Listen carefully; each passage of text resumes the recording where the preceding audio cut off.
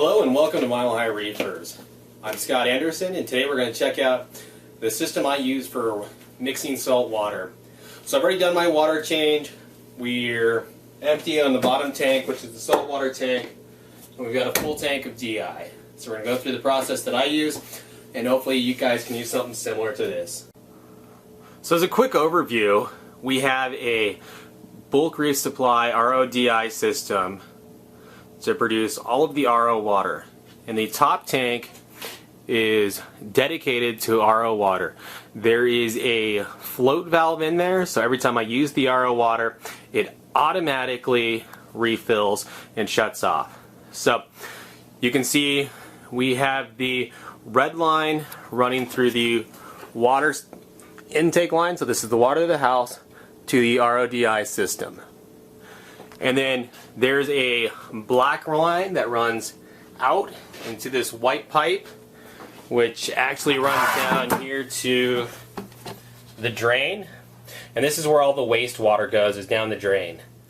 And then we have the blue line, which supplies the clean RO water to the float. The float valve is actually on the other end of this, and when we run low on water, it automatically starts the fill process.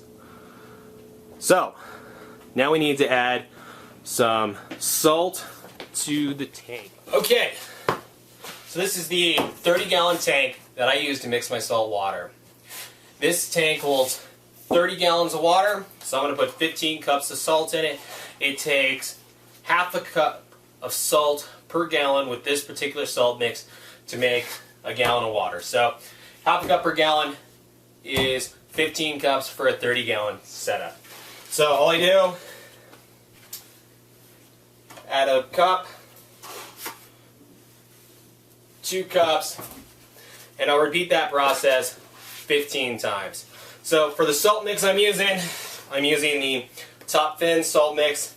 It is the least expensive locally available salt mix for me, and from my experience, you can use just about any salt mix you want. This stuff is inexpensive, locally available, and when I'm done with a water change, I test everything and I go ahead and dose from there.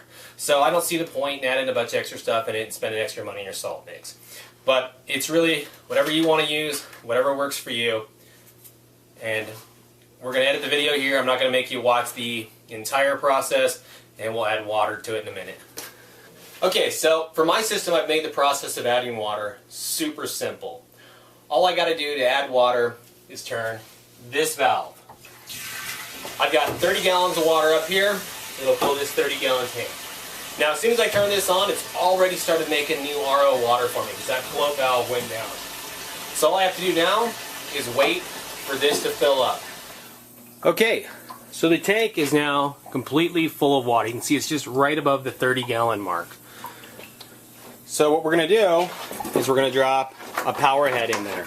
This is a MaxiJet 1200, and I'm just going to use this. This is an old power head, but it works well. It'll do 300 gallons per hour.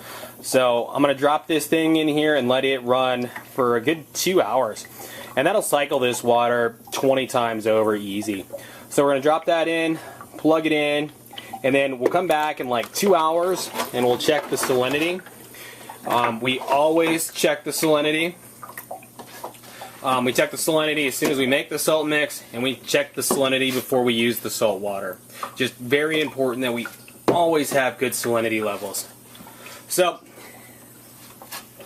I've already got RO water being made. So as soon as I need RO again for the auto top off, I can put my hose on here, turn the valve, and I'll have RO water. In about 2 hours, I'll get salt water again. I probably won't use this salt water mix for another 2 weeks or so, so I got a lot of time for it to dissolve in.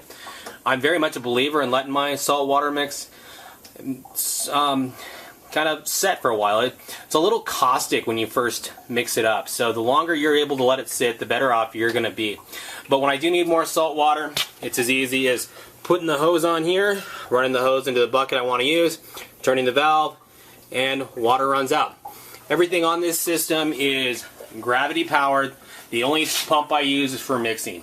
So nothing to really go wrong, nothing to break, nothing to really leak. So I hope you like the setup. I hope you like the system. There are many more videos to come.